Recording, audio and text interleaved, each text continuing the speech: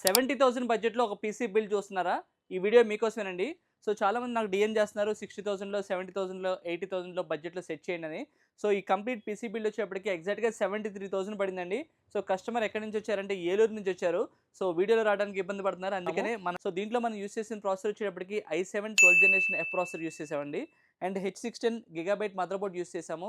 So, customer requirement వచ్చేటప్పటికి Premiere Pro, After Effects use చేసే purpose.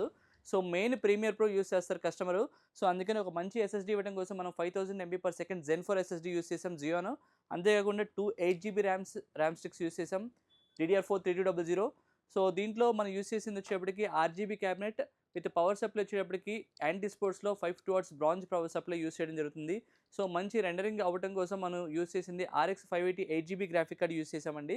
So, ఇప్పుడున్న బడ్జెట్‌లో ప్రైసెస్ అన్నీ చాలా ఇంక్రీజ్ అయినాయి.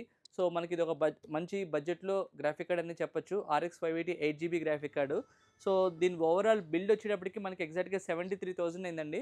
మీకు కూడా ఇలాంటి బడ్జెట్‌లో గానీ, లేకపోతే మీకు ఏమైనా కాంపోనెంట్స్ రిక్వైర్మెంట్ ఉన్నా మా కిందన వాట్సాప్ నెంబర్స్‌లో గానీ, ఇన్‌స్టాగ్రామ్‌లో గానీ డైరెక్ట్ డీఎం చేయండి.